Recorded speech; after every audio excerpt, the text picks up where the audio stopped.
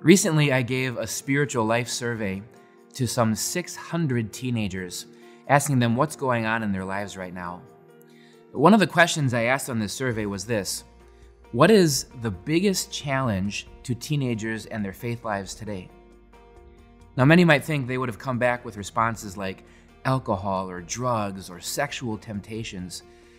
But surprisingly, that was way down at the bottom. The number one identified challenge for teenagers today was this: anxiety, worry, and depression. Number two was something very similar: my identity, what I think of myself, what other people think of me. So this is to say, something like 80% of teenagers I surveyed said something social or emotional or psychological were their biggest challenges to faith in their lives today. But you know what? I don't think they're alone. From my experience, this is something that many adults are struggling with too. And maybe you find that you're holding in some kind of hurt right now. Some problems at work, or problems with family, or problems with relationships. Maybe you're feeling guilty right now about something that you've done, or you have doubts and worries about God and your faith. When we have emotional stress, when our feelings hurt, these can bring great challenges to our faith. And so this week, I want to talk to you about who we are in Jesus, our faith versus our feelings. Sometimes we may feel a certain way, but God says the facts are completely different. Let me give you a quick example today. There are some times when you might be feeling like you are spinning your wheels in the mud. You are trying to advance in life, but you are getting absolutely nowhere. You might feel like every time you catch a break, something else breaks down.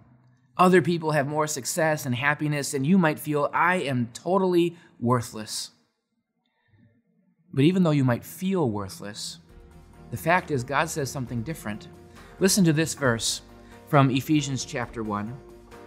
In Him, in Jesus, we have redemption through His blood, the forgiveness of sins, in accordance with the riches of God's grace that He lavished on us.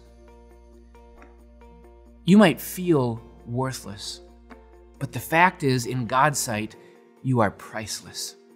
He has lavished riches of grace on you in Jesus. Jesus has redeemed you, which means He bought you back. He paid the price with His own life. He paid your entrance fee to heaven.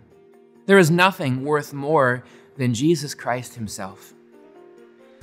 And so sometimes I might feel worthless, but here's the fact. God says you are priceless in His sight.